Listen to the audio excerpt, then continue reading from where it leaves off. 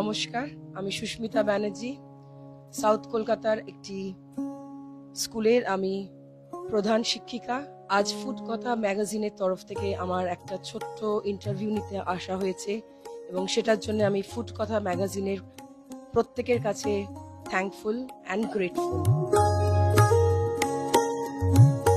এখনকার দিনে যেরকম সব জায়গায় আমরা নিউক্লিয়ার ফ্যামিলি দেখতে অভ্যস্ত হয়ে যাচ্ছি, কিন্তু আগেকার দিনে আমাদের ছিল একটা একান্নবর্তী পরিবার এবং আমি বড় হয়েছি একটি একান্নবর্তী পরিবারকেই, যেখানে মা বাবার সাথে দাদা দিদির সাথে ছিল আমার পিসি, কাকা, ঠাকুমা, সবাই একসাথে আমরা ছিলাম এবং আমরা সবাই একসাথে অন্তত গোটা 15 জন মানুষ ছিলাম। এবং তখনকার দিনে আজকের দিনের মতন বাইরে থেকে কিন্তু খাবার দাবার আসতো না।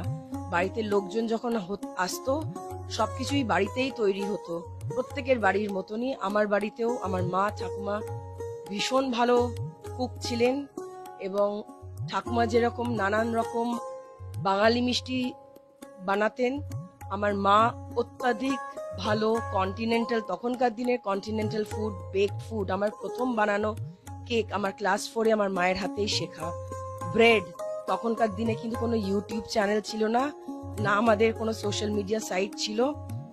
যা কিছু শেখা সেটা মায়ের কাছ থেকেই। এবং প্রথম যেই খাবারটা বানাই সেটা ক্লাস 4-এ একটা ভ্যানিলা কেক বানিয়েছিলাম, অ্যান্ড দ্যাট টু কোনো ওটিজি বা মাইক্রোওয়েভ নয়, রেগুলার বেসে আমাদের তখনকার দিনে কিলিক্সের একটা হেভি বটম প্রেসার কুকার হতো, সেটার মধ্যেই অন সল্ট বানানো হয়েছিল। সেখান থেকেই আমার বেকিং জার্নি শুরু।